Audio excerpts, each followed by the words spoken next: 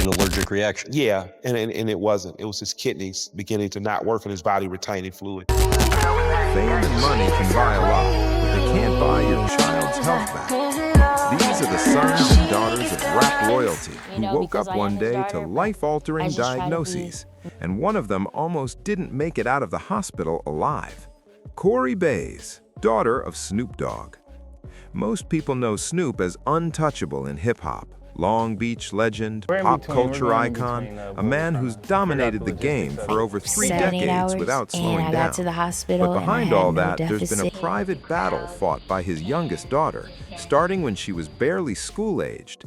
Corey Brodus was diagnosed with systemic lupus at just 6 years old. For anyone unfamiliar, lupus is an autoimmune disease where the body literally attacks itself instead of protecting it. In a child that young, the effects are brutal. Corey faced extreme fatigue, relentless body aches, frequent illness, and dangerously high blood pressure that required daily medication just to survive. At one point, she was taking 10 to 12 pills a day, including blood pressure meds, liquids, and syringes. And as if that wasn't enough, all the treatment caused her face to constantly break out. I wanted to touch on For a little girl, that on kind this of show routine doesn't personally just drain the because body, it chips away at the mind. I am Shantae Bradis, and this figure out how you can creatively fuck everybody up, We're here like with they never been Magazine fucked up. to walk you through our journey with lupus and to raise awareness and hopefully find a cure for this disease. The mental health side of Corey's story is something many people glossed over when it first came out, but it absolutely deserves attention. During the COVID-19 pandemic, when the whole world was already stuck in a dark, isolated place, Corey's condition worsened dramatically. She described entering a dark, deep space, and in 2021, it led to a suicide attempt that landed her in a mental health facility. That pain went far beyond anything physical. Then, in January 2024, things took another shocking to the radio station, then they bust on us, and we didn't say nothing. They wouldn't let you guys in, Hot 97? Corey suffered a severe stroke, a known lupus complication, good at because the disease increases the risk of blood clots. She shared the moment herself, posting from the hospital saying, "I had a severe stroke this AM, like I'm only 24. What did I do in my past to deserve all of this?" Her kidneys also took a serious hit during that period, temporarily deteriorating before slowly starting to recover. She spent about a week in the hospital, terrified she might slip into a coma, and came home to welcome home balloons. In September 2023, before the stroke, she made the decision to step away from traditional medication entirely and try an all-natural approach, including exercise, herbs, sea moss, and teas. After 4 to 5 months on this regimen, her lab results showed noticeable improvement, though she still struggles with fatigue and occasional flares. Snoop has openly shared how much her resilience has inspired him. And as of 2025 and 2026, Corey is doing better, pouring herself into her Chalk Factory Cosmetics brand and planning her wedding to fiancé Wayne Duas, which the stroke had delayed. Mikhail Ponyboy Render, son of Killer Mike. Killer Mike is one of rap's most outspoken voices, whether he's sitting over Run the Jewels beats or standing at a podium addressing systemic issues. He never shies away from speaking his truth. But there's one subject that strips away every layer of being toughness, healthy and being his strong son. and life. Mikhail Render, also known as Ponyboy, was diagnosed with kidney disease as a teenager. The early signs were easy to miss. His feet were swollen and painful, and the family first thought it was just an allergic reaction. It wasn't. What was really happening was his kidneys were beginning to fail, and his body was retaining I want you to be in this video. I'm like, nigga, get in. What I gotta do? It came to my Telltale house. signs of when he said his feet hurting, but he swole up once, and we didn't understand what was going on. You thought it was like an allergic reaction. Yeah, and it wasn't. It was his kidneys beginning to not work and his body retaining fluid. What came next was dialysis, ports, and a waiting game that stretched on for 3 long years. Killer Mike flew back from the road specifically to be there when his son got his first dialysis port placed.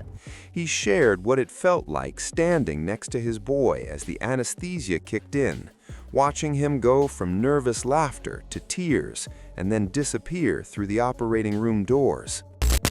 Had to stand there next to my baby boy, and as he got administered the anesthetic, and as a laughing gas, so it gives you almost like a feeling of laughing. And I remember him starting to cry, and me starting to cry, and taking him in the operating room, and the doctor's talking to me. But I just prayed daily. 7-8 hours. The family leaned heavily on faith throughout the entire process. And Killer Mike has openly shared how his own mother's battle with kidney disease shaped the way he handled his son's diagnosis, refusing to treat Mikhail as helpless, while always keeping the door open for him to chase his passion for music and rapping.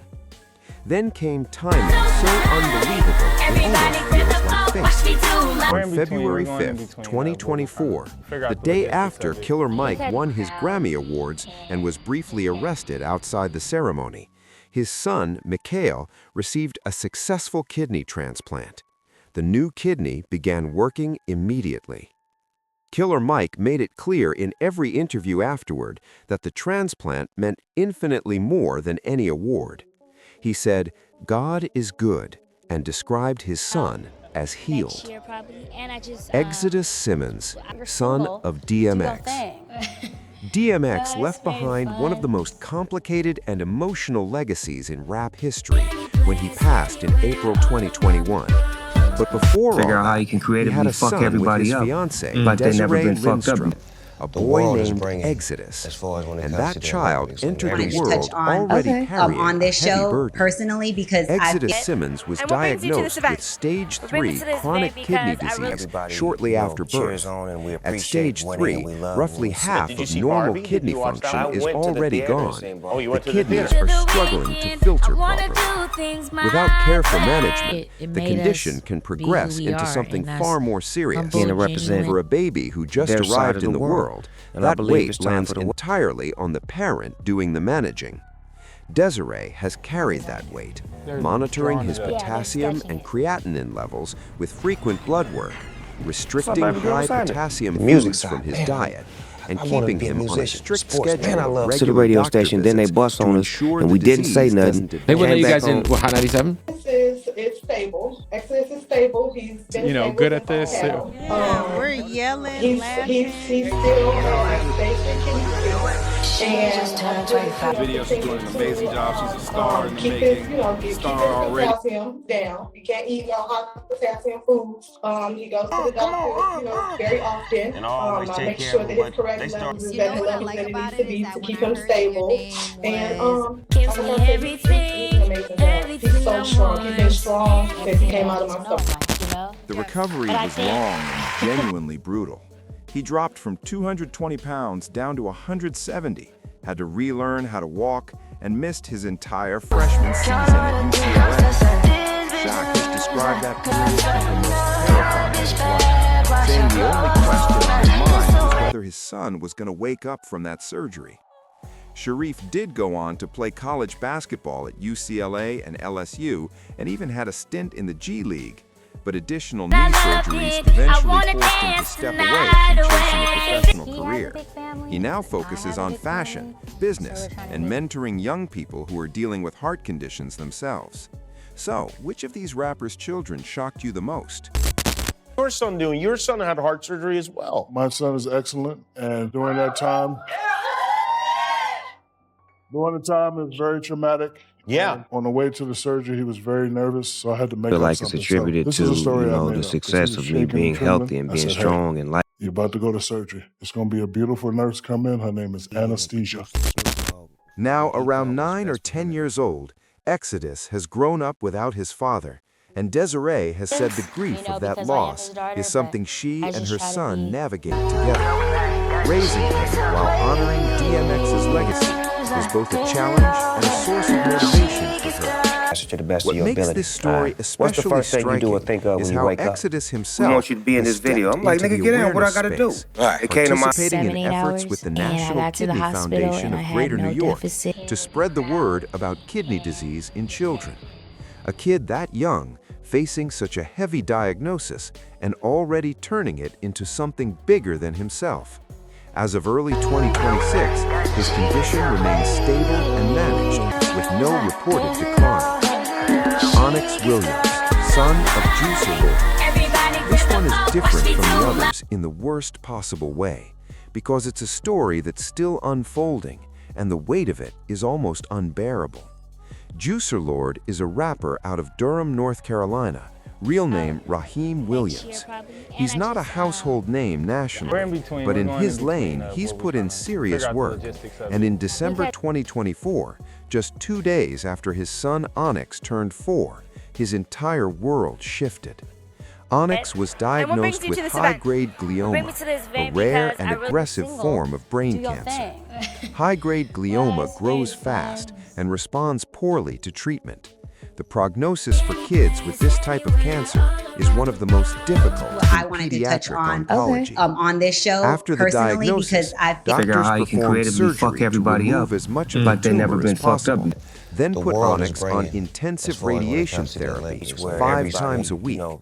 By October 2025, 2 new tumors were discovered, and Onyx had to go through a second round of radiation.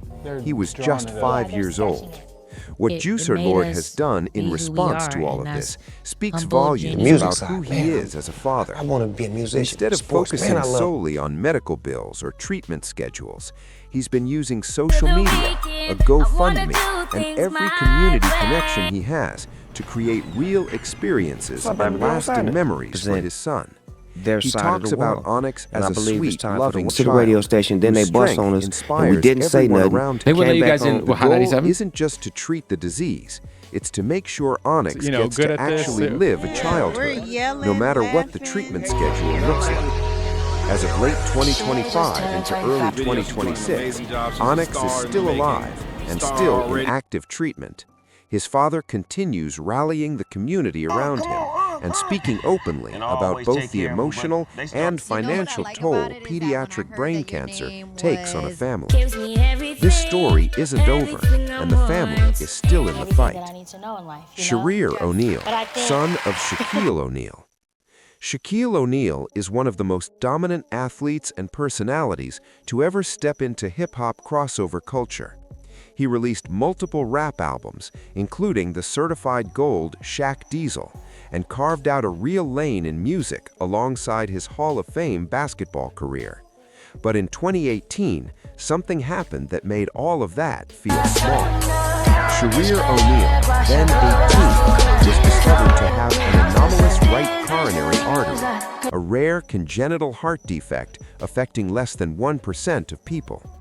The condition means an artery grows in the wrong position, cutting off proper blood flow and putting him at serious risk of sudden cardiac events, including death. The terrifying part?